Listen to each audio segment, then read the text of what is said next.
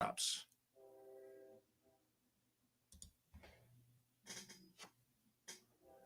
And you're on.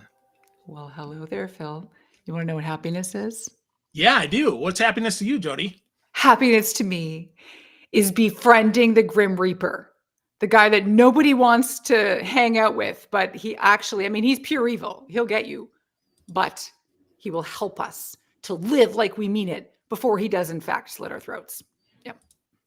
Wow. So the Grim Reaper is your friend. Huh? You've befriended him. How did that happen? Why did you befriend him Right. There before are, he yes. befriended you? Good point. There are safer people to be friends with, right? Like my parents Many. recommended better friends than that.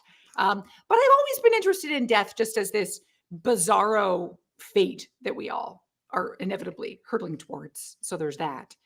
But I studied it in school and for my master's in applied positive psychology. And even that was a bit of a morbid twist on a really cool Oh, idea about studying well-being, right? But this right. idea, like our mortality, we're all facing it. It's the great equalizer. It's coming for us, and yet we deny it. And so it's always been this fascination in psychology about how can we actually leverage it and use it to our advantage. So that was Wow. really just one of the main ways was like, it's curious, study it. Oh, there's good research behind it. Well, now let's talk about it with even more confidence that like, let's go boldly into the night. So I love that. And so you take the idea, not that you only live once, but that you only die once, which is that's fun, right? Yodo. So that's not a bird, by the way, for everybody listening. Thank That you for is you clarifying. only die once. And so that's interesting, right? How to make it to the end with no regrets. Well, that's a goal, right? And whether you Yeah. believe, by the way, if you believe in reincarnation, you're just going to die many times, but you're only going to die in this life once. And so maybe we should think about living this life in such a way that we do it justice before we all do inevitably bite the biscuit. That's the spirit Mm. behind it. And, you know, I toy with death. I love talking about it. I love reminding us, and we're going to do a countdown if we can about how much time we have left, because that's the spirit that really helps us to stop taking life for granted, which we're wired to do. But just to be super clear, this is not just because I'm a morbid weirdo. Like this is all in service of living with intention and urgency and passion before we do, in fact, go. I had to maybe Yeah. make that clear. No, I think that's an important distinction there to make sure that we're talking about really living full out and living the good life or the Yes. better, or at least the better life that we have. So yeah, Yes, well said. Like even if it's just an increment better than it was this morning, just giving it a go, I think is the spirit. So yeah, and giving it a go until in fact we are the ticking, time bombs of our lives. we are indeed. And with that, I love how on the first of every month on Instagram, you put out a little calendar Mhm. of things that we can do. And today is joke day. So Jody, tell me a joke. Oh, for gosh sakes. You're asking the wrong girl. Can I flip this right back over to you here? Yeah, I'll tell you a joke. So what do you call a moose without a name? Tell me. An anonymous. See, See, I love that. I tell dad jokes. You know me. this is why I could not even start to tell a joke because if you got that kind of thing cooking, then we need airtime on that. That's right, right. So yeah, but with that, every day has something to celebrate. And I Yeah. think that's so important. So where the hell do you find all these crazy things to celebrate, Jody? It is a really interesting endeavor at the end of every December where I'm scrambling, and there are no shortage of websites. I'm sort of convinced that, I mean, like you could make up any day. Like today is, peanut butter on a pretzel day, which actually sounds like a great day. But somewhere, someone sanctions it and it sits online, and I'm going to put it on my calendar with a doodle, and that is how this works. But and it's ridiculous, right? Like we can both admit that it is corny. Is it silly? Yes. But sometimes in the grand scheme of these very serious lives we're living that have admittedly shitty and heavy and serious things going on, because like welcome to the potpourri of life, sometimes we do need just to look forward to the fact that it's National Wine and Cheese Day coming up, which is on July 25th. And I will be Ooh, raising a glass to you with a nice piece of Manchego. ooh, I love that. I love that. Mm. So what do you know? Do you happen to know what is the 14th? I Do you could happen flip. to Go have an ahead. idea? I'm Yeah. just curious. Can we take a look? Because What's the that's my 14th? wedding. The 14th is my wedding anniversary. So Really? it's three. Yeah. So it'll be, yeah, we got married on 7/14/21. So it'll be Hmm. 3 years this year. 7/14. Okay, that is Pandemonium Day. Okay. Oh, there Do you we know what go. else it is, though? I think this is really No. appropriate. It's National Nude Day. Oh, there we go. Right on There we theme. go. I'll have to talk to my wife about that. She's the boss of the calendar. Well, what I actually am seeing right now is this combination of like nude pandemonium. I don't know. It's going to be really loud. That's all we're going to say. So with that, okay, Jodi, enough of the dirty works. So with that, you have a beautiful book, and I am so happy that I got to read it. So with that, the first half of the book kind of talks about death, Mm-hmm. and the second half talks about life. But I would argue they both talk about life. And I like your memento vivere Ah, as opposed to just memento mori. yeah, yeah, good call. Memento mori is the Latin phrase that means remember we must die, which is really kind of where I come alive. Because, like, yeah, we need to do that counterintuitively in order to take this life seriously or less seriously, depending what you need to do. But then memento vivere is remember to live. And that to me is like, well, that's gonna happen after we've toiled with the shock value of having 1,815 Mondays left, like me. Oh, crap. And then, oh, planning for, I don't know, your National Pandemonium Nude Day, for example. Those are little tiny things that can help us get re-engaged with life. Because we do get caught up in the routines of being really busy professionals or adults or parents or whatever you're up to, right? Yeah. Yeah, we totally do. So why do we get so damn caught up in that? Why don't we just live? Yeah. It's a funny thing because who was it? It was Nietzsche. Like, man is the only animal that has to be encouraged to live. And I'm going to give you one more quote that's not mine. These are just old men who've died who said cool things. Anatole France said, "The average man does not know what to do with his life, yet wants another one which will last forever."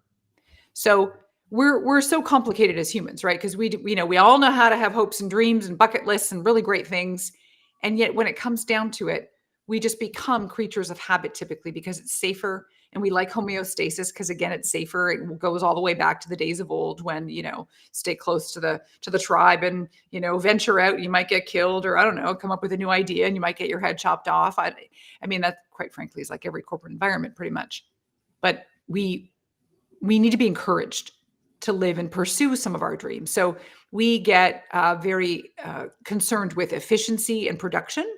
And one real substitute in our culture these days for this perception about having meaning is that I will really put all of my work into my job. And for many of us, that's awesome because we love our jobs. And for many of us, we half love our jobs, or for many people, they don't love it at all.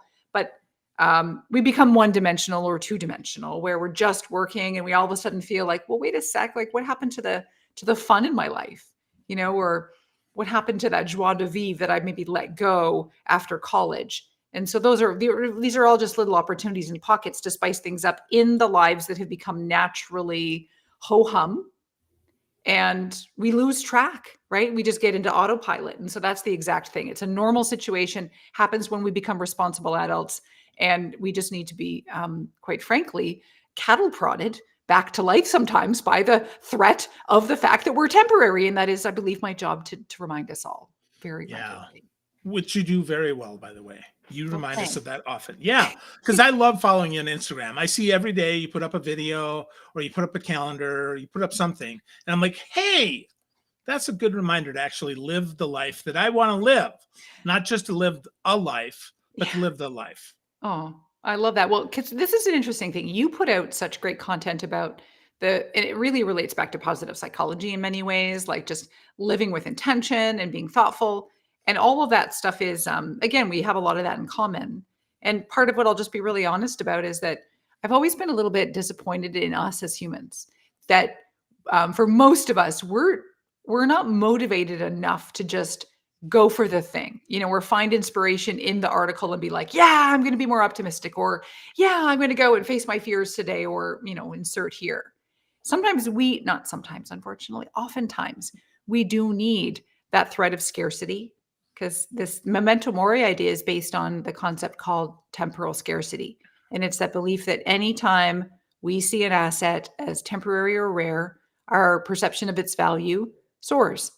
So when we put life on this, oh yeah, remember, it's finite. We need that in order to feel the discomfort, in order to say, oh, what am I waiting for? I better book the trip. or, oh, I better start that Etsy shop, or whatever you long to do.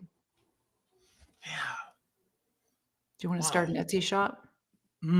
I've thought about that. I'm not as good of a sketcher as you are. So no, I will not. But you should start an Etsy shop because I could But you see could that put you working. could put your jokes on mugs and then sell them on Etsy. I could steal other people's dad jokes and then put them on mugs and claim them as my own. Why not, right? Or just give them credit on the bottom. Oh, there's no credit because they're like anonymous jokes. So I'll just steal them. That's mine. I'll work on that. Anonymous.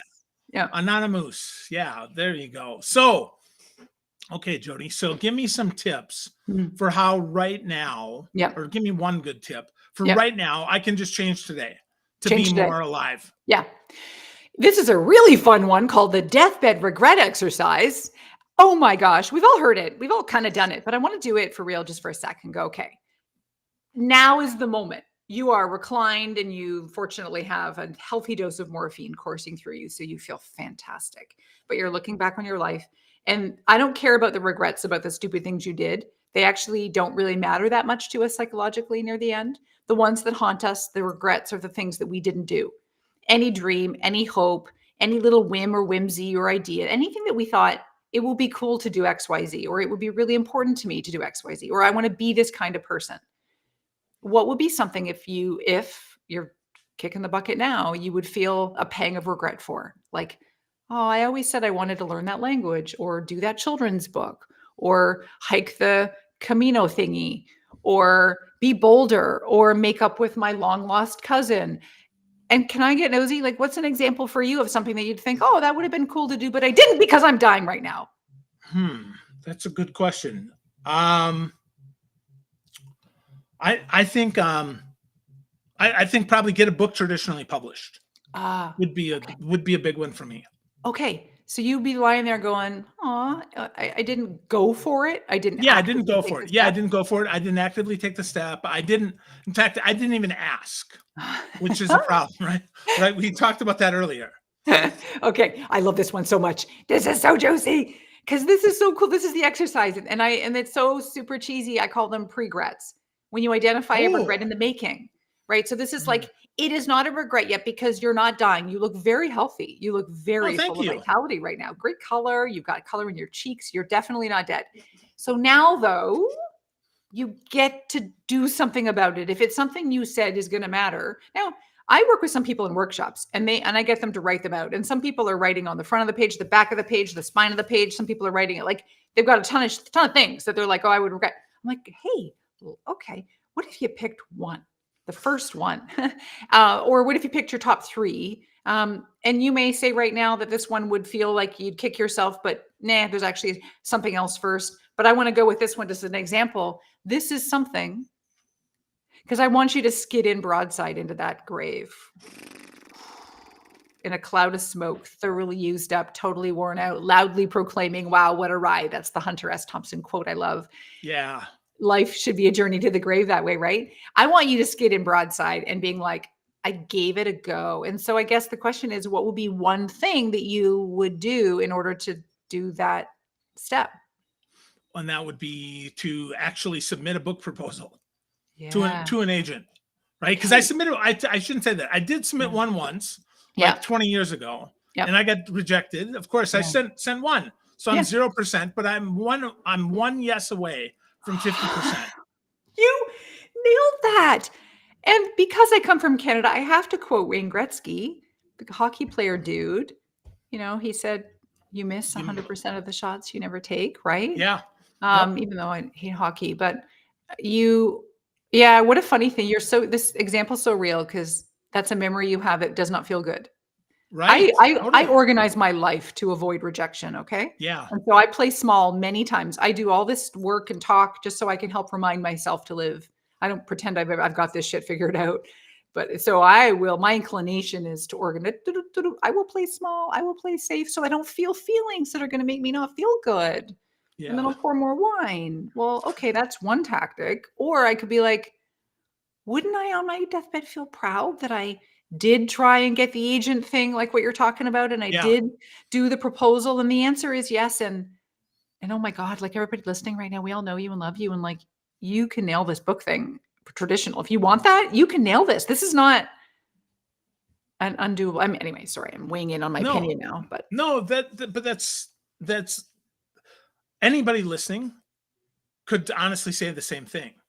If you want it, you can do it. You just have to want it enough that you're going to obsess about it, that you're going to buy the book to write the proposal. You're going to then submit it to some people like a Josh Burnoff, who I know is awesome at this stuff. I mean, I have the resources. I don't have the cash to do it right this second, but I understand the resources. I understand what needs to be done. okay. And now it's just about, okay, what's the one small, to your question, what's the one small step that can be taken? And that's take a first stab at a book proposal, which is honestly doable. Because I could get a book proposal from you. Hell, I could get a book proposal from a lot of people. Yeah. That said, oh yeah, okay. Yep. Well, I love how this discussion's going, because I remember 2 years ago, I had a friend who really rattled me. He's a coach, and when I told him I wanted to write a book for the year, that was my goal. He's like, he was testing me on when am I going to start, and I had some delaying things going on. And he listened to me talk about how basically my answer was, I'm not going to go home tonight and start it tonight. And his point was, he goes, I don't think you want it bad enough. And I wanted to punch him, but I did not. We were in public. And I went home and it stung and it simmered and annoyed me, and it worked, because then I ended up getting on Amazon How to Write a Book Proposal, the book. Jeff Herman. Yep, Jeff Well, Herman's this book, one actually is Michael Larson. Oh, Michael Larson. I'm not familiar with him. Okay, I'll and check him out. I have to tell you, he was really lovely, because I did it. I focused, and then I finished it, and then I got to the end, and then it said, oh, also there's a new edition. And I was like, I read the old fucking edition. So I emailed him, which I normally wouldn't do. I'm not the type of person to, bother someone. But this was a really good lesson in this whole entire journey of taking risks. So in our instance, we're talking about the book thing, but it could be anything, right? It could be trying to get into ballet school. It could be applying for a cool big job. It could be whatever you want to do, but being bold. And so I emailed him like, hey, is my life going to change importantly? Like, what do I need to know about the new edition that I didn't get in this edition? And within 1 hour, he phoned me. And Oh my he gosh. gave me like an hour-long coaching session on the book proposal that was so instrumental. And then it got everything in motion, and I'm so grateful to him. And so anyways, I mean, everyone should just email him right now, and he'll probably call you back. No, go buy the last edition and then email him, so you can be honest about it. Exactly. But that was super helpful. And then it's just having, just for me, I needed people to be accountable too. So I told my dad, I said, I'm going to reach out to an agent, and I need to do a query letter. And then for him, I said, I'm going to do it by Monday. And so obviously Sunday night I was doing it. I don't care. It worked. Right. So for you, you've got people, you've got the whole thing, you got ideas.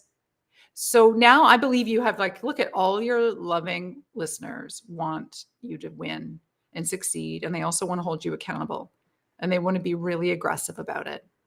So when do you want to do this by? Good question. Boy, I'm going to say the 1st of September. Ooh, because that'll give me 60 days. Totally. To do a proposal outline and a query letter. Well, at least do the query letter, right? To get the query letter, which includes the outline. Great. September 1st. That's a big boat. You've got this. And we all know August the 30th and 31st, you're going to be working away because you want to be able to say. Yeah, that I did this on the show, right? That's cool. You have to, I'm so excited that you're going to talk about your journey towards creating this thing, which is a goal that you have that you're going to go and aggressively pursue. Me too. So with that, you talk about how many Mondays though that we have left. Your book is, or not your book, but your website is 4000mondays.com. Why Monday, Jodi? They're so irritating, aren't they? I know. Well, here's the thing. If I had said 4000 Fridays, it wouldn't rankle anybody, because we all love Fridays, and it'd be like, yeah, that's a lot, or, oh, that's not enough, but we'll still party through to the end. Mondays, though, have more of a visceral reaction when we stop and go, like, if you're still in your working years, you're going to go, wait a minute, I have 1,814 of these shitty waking up Mondays left. Like, I better change my job. Or maybe you realize that, wow, my job isn't so bad, but I want to change the way I approach my week in my life. So it actually, I think, allows for more of a wake up call than a Friday or Saturday. Well, and it's a beginning. Fresh It's the start. start of the week, a fresh start. You get an opportunity to hit the reset button, and now I've got one more, one less. I've got 1,514 Mondays to go. Wow. So therefore, I know Yeah. basically in 2 months, I'll have like 1,500 Mondays to go, Yeah. which is like, whoa, Yeah. okay, Yeah. that's really interesting. Yeah. It's an important countdown. And it's that Yeah, it is exactly that tone that you have that I think we're looking for, which is the gravity of it. And again, this is not to spark existential crises where we know where all of a sudden, where's Phil? We haven't seen him in a while. He's deep dark in his basement in there. No, this is about that. Oh wow, like jolt us out of that routine about we just because we take our time for granted. You know what? This is what we do, right? Many people in your shoes, you would have done this had we not had this conversation. And now you owe everybody a follow up on September 1st, which we're excited for.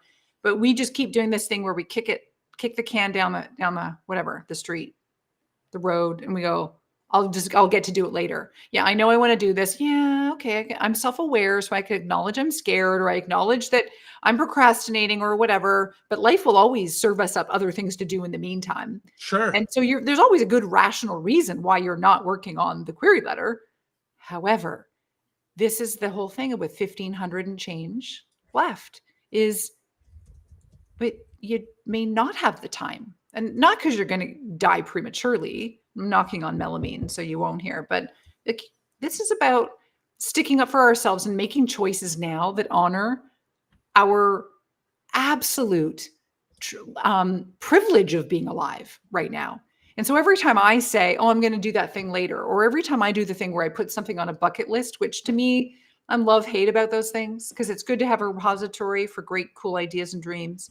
But I also think it almost gives us permission for I will do this later. And that's risky because every time we decide it's something I'll do later, we're not showing ourselves and demonstrating that we are worth savoring, that we are worth living like we mean it. What we're demonstrating is that we are deferring and that our life, the good life is going to be ahead of us, but certainly not right now because I'm too busy right now to enjoy or to feel proud for creating the letter that I'm going to send to agents. Right. Wow. So, okay.